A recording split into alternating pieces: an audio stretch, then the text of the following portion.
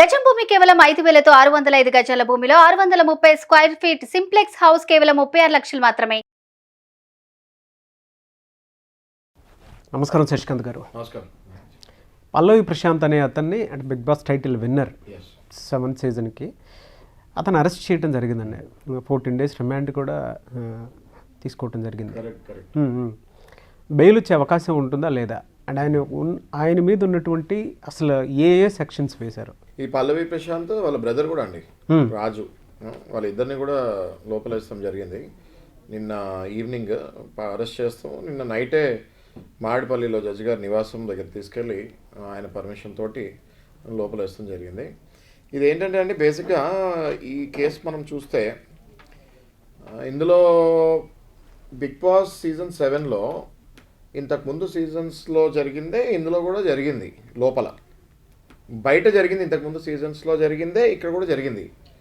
కొంచెం డిఫరెన్స్ జరిగింది. దానివల్ల ఇది పబ్లిక్ మీదకి వెళ్ళిపోయి బస్ అద్దాలు ఈ జనాల మీద పడతాము, అక్కడ చేంజ్ వచ్చింది. మిగతా అంతా as it is Bigg Boss season 1 నుంచి 6 వరకు జరిగింది. మిగతాదంతా యాజ్ ఇట్ ఈజ్.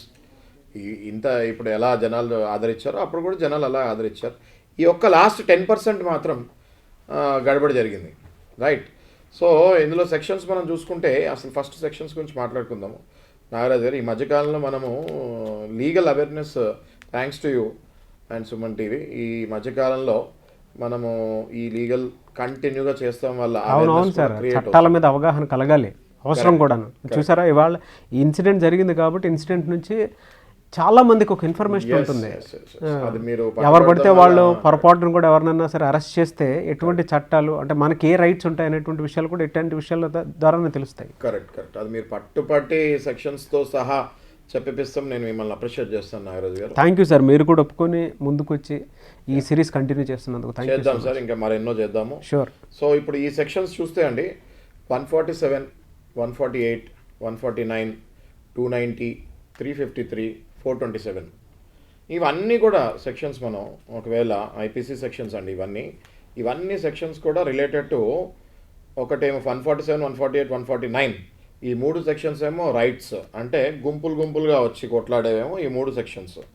ఇందులో 147లో ఏమో రైట్స్ అని ఉంది, 148లో మళ్ళీ రైట్స్ విత్ డెడ్లీ వెపన్స్ అని ఉంది, 149లో ఏముంది అంటే unlawful assembly of all the members అంటారు. అంటే అందులో ఉన్న మెంబర్స్ అందరికీ అది అప్లికబుల్ అవుతుంది, రైట్? నేను మళ్ళీ ఈ సెక్షన్కి వస్తాను. ఈ 290, 353 ఇవన్నీ పబ్లిక్ న్యూసెన్స్ కిందకు వస్తుంది. ఓకే, ఈ ఇంకోటి ఏంటంటే 427. ఓకే, సో ఇందులో ఏంటి అంటే బేసిక్గా ఈ 3 సెక్షన్స్ ఏంటంటే పబ్లిక్ న్యూసెన్స్ మరియు పబ్లిక్ సర్వెంట్స్, అంటే పోలీస్. ఇక్కడ పబ్లిక్ సర్వెంట్ ఎవరు? పోలీసే కదా. ఈ పోలీస్ మీద కూడా వెనక్కి తిరగటం జరిగింది కాబట్టి ఈ సెక్షన్స్ వేశారు. 6 సెక్షన్లు, 7 సెక్షన్లు ఇవన్నీ కూడా సీరియస్ సెక్షన్సే. రేపు మర్డర్ అంత సీరియస్ సెక్షన్స్ కావు కానీ బట్ పబ్లిక్ న్యూసెన్స్ కాబట్టి పబ్లిక్ని హాని కాకుండా, పబ్లిక్ ప్రాపర్టీ డ్యామేజ్ కాకుండా ఈ సెక్షన్స్ వేశారు. దానివల్ల అరెస్ట్ చేస్తాం జరిగింది. అయితే మనం వీఆర్ టాకింగ్ అబౌట్ 147, 148, 149 సెక్షన్లో మరి అన్లాఫుల్ అసెంబ్లీలో అందరు ఉన్నారు కదా కంటెస్టెంట్స్. పల్లవి ప్రశాంత్ ఉన్నాడు, అమర్దీప్ ఉన్నాడు, ఆ తర్వాత 3-4 లేడీ కంటెస్టెంట్స్ కూడా ఉన్నారు. ఆ రోజు ఎప్పుడైతే వీళ్ళు మెయిన్ గేట్ నుంచి బయటకు వచ్చారో అందరికీ కూడా వెనక గేట్ నుంచి వెళ్ళమని చెప్తాం జరిగింది. ఒక పల్లవి ప్రశాంత్కే ముందు గేట్ నుంచి వెళ్ళకండి, వెనకాల గేట్ నుంచి వెళ్ళండి అని చెప్తాం కాదు. All the contestants were told, that is clearly information from the police only. Okay, police ఏం చెప్తాం జరిగిందంటే మీరు అందరూ కూడా ఇటు జనాలు ఉన్నారు, వాళ్ళకి ఏదో ఇన్ఫర్మేషన్ వచ్చింది, గుడ్లు రాళ్ళు ఏదో ఈ రైవలరీలు ఉన్నారు కదా contestants, obviously that is a common reaction. కాబట్టి పోలీస్కి ఏదో ఇన్ఫర్మేషన్ వచ్చింది కాబట్టి ఇటు నుంచి వద్దండి, వెనకాల గేట్ నుంచి వెళ్ళమని చెప్పారు. అయితే అందరూ మళ్ళీ ఫ్రంట్ గేట్ నుంచి వెళ్ళారు. అందులో మళ్ళీ పల్లవి ప్రశాంత్ కూడా ఉన్నాడు. అయితే మీడియాలో ఏమొస్తాం జరిగింది, ఓన్లీ పల్లవి ప్రశాంతే ఫ్రంట్ గేట్ నుంచి వచ్చాడు అన్నట్టు జరిగింది. అది రాంగ్ అండి. ఓకే, సో పల్లవి ప్రశాంత్ కొద్దో గొప్ప ఆ హైప్లో, ఆ హ్యాపీనెస్లో పోలీసు మీరు ఇక్కడి నుంచి రాకండి, కార్లో మాట్లాడటం జరిగింది, కార్లో ఇక్కడి నుంచి వెళ్ళిపోండి అంటాము, నేను రైతు బిడ్డని నన్ను ఎలో చేయండి అని అంటాము. ఇట్లాంటివి పల్లవి ప్రశాంత్ కొన్ని వాళ్ళ మాటలు విని వెళ్ళాల్సింది, లా అండ్ ఆర్డర్కి డిస్టర్బెన్స్ కాకుండా. అక్కడ వినలేదు. అందులో చిన్నవి ఉంటాయి, ఆ హ్యాపీనెస్లో, ఆ హైప్లో కొన్ని ఉంటాయి. కానీ అదే పట్టుకొని నువ్వు లా అండ్ ఆర్డర్ని పాడు చేసింది నువ్వు ఒక్కడివే అంటాం తప్పు. నేను ఒప్పుకుంటా, ఏది వీళ్ళు పోలీస్ మాట వినలేదు పల్లవి ప్రశాంత్ అని నేను ఒప్పుకుంటా. కానీ పల్లవి ప్రశాంత్ ఒక్కడే వినలేదా? మిగతా వాళ్ళందరూ విన్నారా? అది కాదు కదా. ఇప్పుడు అక్కడికి వచ్చిన వాళ్ళు కొన్ని లక్ష మంది వచ్చారు, అందరూ పల్లవి ప్రశాంత్ ఫ్యాన్స్ అని ఏమైనా రాసి ఉంటుందో వాళ్ళకి? ఉండదు కదా. ఎట్లా మీరు పల్లవి ప్రశాంత్ ఫ్యాన్సే అంటారు? రైట్. సో ఇక్కడ కొంచెం జాప్యం జరిగింది, కొంచెం పార్షాలిటీ జరిగింది. అమర్దీప్ని కూడా లోపలేస్తుంటే, వాళ్ళతో పాటు ఇంకో 4 కంటెస్టెంట్స్ కూడా లోపలేస్తుంటే ఇవాళ ఇంత డిస్కషన్ ఉండేది కాదు మనకి. మొత్తం 6 వేస్తుంటే, ఆ రోజు ఎవరైతే బయటకు వచ్చారో మొత్తం 6 లోపల వేస్తుంటే, అరెస్ట్ చేస్తుంటే, ఈ సెక్షన్స్ మొత్తం 6 మీద పెట్టుంటే ఇంత ఇంత చర్చ కూడా ఉండదు. ఇక్కడ ఓన్లీ పల్లవి ప్రశాంత్ వాళ్ళ ఫ్యాన్స్, వాళ్ళ బ్రదరు, ఈ 147, 148 ఇవన్నీ లైన్గా సెక్షన్స్ వేస్తాం తోటి. అంటే ఇవన్నీ 147, 148, 149 ఏంటంటే గుంపులుగా రైట్స్గా వచ్చి కొట్లాడుకోండి. మరి ఆ గుంపులో అమర్దీప్ ఫ్యాన్స్ లేరా? నవ్వుతారు ఎవరైనా లేరంటే. వేరే వాళ్ళ ఫ్యాన్స్ లేరా? అసలు బిగ్ బాస్ షో ఫ్యాన్స్ లేరా? మరి బిగ్ బాస్ యాజమాన్యం కూడా ఈ సెక్షన్స్ పడాలి కదా, రైట్స్. ఎందుకు పడలేదు? ఇక్కడే అనిపిస్తుంది కామన్ పబ్లిక్కి, రైతు బిడ్డ కదా, పూర్ పర్సన్ కదా, ఇన్ఫ్లుయెన్స్ లేని పర్సన్ కదా, ఏం చేస్తాడు అని వీళ్ళ మీద సెక్షన్స్ వేస్తారు. మరి అదే అమర్దీప్ మీద వేయలేదు, వేరే కొంచెం ఇన్ఫ్లుయెన్స్ కంటెస్టెంట్స్ ఉన్నారు వాళ్ళ మీద వేయలేదు. ఎందుకు? యాజమాన్యం మీద వేయలేదు, అన్నపూర్ణ స్టూడియోస్ యాజమాన్యం మీద వేయలేదు, బిగ్ బాస్ షో యాజమాన్యం మీద వేయలేదు. ఎందుకు వేయలేదు? ఇన్ఫ్లుయెన్స్, సొసైటీలో ఇన్ఫ్లుయెన్స్ ఎంతగా పనిచేస్తుంది అన్నది ఈ కేసులో మళ్ళీ మనకి అర్థమవుతుంది. రైట్. సో పోలీసులు నేను స్ట్రైట్ అడిగేది ఒకటే క్వశ్చన్, మీరు ఇన్ని సెక్షన్స్ వేశారు, అవే సెక్షన్స్ మీరు మిగతా కంటెస్టెంట్స్కి యాజమాన్యం మీద కూడా వేస్తారు. యాజమాన్యం తప్పు కాదా? మొన్న ఈ మధ్య రిలీజ్ అయిన ఎన్టీఆర్, జూనియర్ ఎన్టీఆర్, ప్రభాస్ మూవీస్లో మొత్తం థియేటర్ అంతా కుర్చీలు అన్ని ఇరగొట్టి స్క్రీన్ కూడా చింపేసి రచ్చరచ్చ చేస్తూ జరిగింది. మరి ఆ హీరోల మీద ఈ సెక్షన్స్ వేసారా? సేమ్ అక్కడ కూడా గుంపే కదా, అక్కడ కూడా రైట్స్ 147, 148, 149 అప్లై అవుతుందిగా. మరి జూనియర్ ఎన్టీఆర్ని, ప్రభాస్ని అరెస్ట్ చేస్తారా? ఎందుకు చేయలేదు? వాళ్ళు పెద్ద హీరోలు, ఇన్ఫ్లుయెన్స్ ఉంటుంది. ఈ అబ్బాయి పాపం రైతు బిడ్డ చెప్తున్నాడు కదా, నేను రైతు బిడ్డ అని. రైతు బిడ్డ కొంతమంది అంటారు రైతు బిడ్డ కార్డు వాడి బాగా ఇది చేస్తాడని. వాడతాడు, ఆయనకు అది ఒకటే కార్డు ఉంది, వేరే కార్డ్స్ ఏమున్నాయి ఆయనకి? ఓకే, శృతి మించి కొంచెం వాడుంటాడు, దాన్ని మందలిచ్చచ్చు.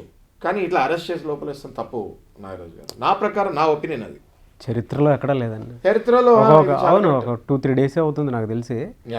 ఒక విన్నర్ని వెరీ నెక్స్ట్ మూమెంట్లోనే జైలుకి తీసుకెళ్ళడం అనేది కరెక్ట్. అదే నేను మీకు ఎగ్జాంపుల్ ఇస్తున్నాను కదా సార్ మీకు నాగరాజు గారు. ఏది ప్రీ రిలీజ్ అయిన movies junior NTR and Prabhas, ఆ థియేటర్లలో కుర్చీలు ఎరగొట్టి స్క్రీన్లు చింపుతాం జరిగింది.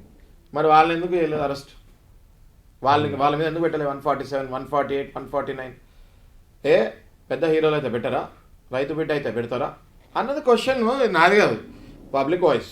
ఓకే, సో ఇది చూస్తున్నాం, చాలా కమెంట్స్ చూస్తున్నాం, దాని మీద చర్చ. As a advocate I have every right to ask that to the police. అవును అవును కదా. సో ఇది నా ఎలా సరే. Okay sir, okay sir. అంటే ఈ సెక్షన్స్ అసలు ఏం చెప్తున్నాయి ఒకసారి మళ్ళీ మనం గుర్తు చేసుకుందాము. ఆయనకి అసలు బెయిల్ వచ్చే అవకాశం ఉంటుందా లేదా? బెయిల్ అంటే ఇప్పుడు ఈ సెక్షన్స్ ఏం చెప్తున్నాయని మీరు మళ్ళీ అడుగుతున్నారు కాబట్టి, ఈ 3 సెక్షన్లు 147, 148, 149 ఈ 3 సెక్షన్లు కూడా రైట్స్కి సంబంధించింది. ఎక్కడైతే అన్లాఫుల్ అసెంబ్లీ ఆఫ్ మెంబర్స్ అయ్యి డెడ్లీ వెపన్స్ తోటి రోడ్ల మీద పబ్లిక్ మధ్యలో గొడవలు చేస్తారో ఈ సెక్షన్స్ అన్నీ వాళ్ళ మీద అప్లికబుల్ అవుతాయి. అసలు ఈ సెక్షన్స్ అన్నీ అన్లాఫుల్ అసెంబ్ల్ అయిన అందరి మెంబర్స్ మీద పడాలి, నాట్ ఓన్లీ పల్లవి ప్రశాంత్. ఇక్కడ పల్లవి ప్రశాంత్ ఏదైనా హేట్ స్పీచ్ ఇచ్చాడా? బయటకు వచ్చి గేట్ నుంచి బయటకు వచ్చి అరే మీరందరూ ఇదా చేయండి అని హేట్ స్పీచ్ ఇచ్చాడా? ఇలే కదా. ఆయన అక్కడికి యాజ్ ఏ విన్నర్ హ్యాపీనెస్తో బయటకు వచ్చాడు. కంట్రోల్ చేయాల్సిన బాధ్యత ఎవరిది? లా అండ్ ఆర్డర్ కంట్రోల్ చేయాల్సిన బాధ్యత ఎవరిది? పోలీస్ది. ఒకవేళ ముందే బిగ్ బాస్కి ఎంత ఫ్యాన్ ఫాలోయింగ్ ఉందో తెలిసినప్పుడు అక్కడ అసలు రానియకుండా పోలీస్ ముందే చేయాల్సింది బందోబస్తు. యాజమాన్యం ముందే లెటర్ ఇవ్వాల్సింది డిపార్ట్మెంట్కి. ఏది అన్నపూర్ణ స్టూడియోస్ కానివ్వండి, బిగ్ బాస్ యాజమాన్యం కాదండి, 2. ఓకే, లెటర్స్ ఇవ్వాల్సింది. పోలీస్ ముందే దీన్ని ఇమాజిన్ చేసి రావాల్సింది. వీళ్ళందరూ రాకుండా పాపం ఈ అబ్బాయి ఇంతకాలం కష్టపడి ఒక సెలబ్రిటీ స్టేజ్కి వచ్చి తెల్లారే జైల్లో పడతామన్నది చాలా అమానుష్యము అండ్ చాలా బాధ తగిన విషయం ఇది. డెఫినెట్గా నా సింపతి అయితే చూపిస్తున్నాను. ఇప్పుడు మీరు సెక్షన్స్ అన్నారు, చాలా కరెక్ట్ పాయింట్ ఇది నాగరాజు గారు. 147, 148, 149, 290, 353, 427, రైట్. ఈ సెక్షన్స్ అన్నీ కూడా బెయిలబుల్ ఉన్నాయి. కానీ ఇప్పుడు ప్రస్తుతానికి ఎందుకు ఈయనని అరెస్ట్ చేసి రిమాండ్కి పంపిస్తాం జరిగింది అంటే, ఈయన బయటే ఉంటే ఇంకేదైనా మాట్లాడి వీళ్ళని ఏమైనా రెచ్చగొట్టి పబ్లిక్ని మళ్ళీ లేకపోతే ఫ్యాన్స్ ఏమైనా రెచ్చగొడతాడేమో అనే భయంతో లోపలేస్తారు. కానీ దీనికి బెయిల్ వచ్చేస్తుంది నాగరాజు గారు, దీనికి వెంటనే కొన్ని రోజుల్లో బెయిల్ వచ్చేస్తుంది. ఓకే, విత్ ఇన్ అవర్స్ తెప్పించుకోవచ్చు. బట్ పోలీసు వాళ్ళు కొంచెం రెస్ట్రిక్ట్ చేస్తారు దీన్ని.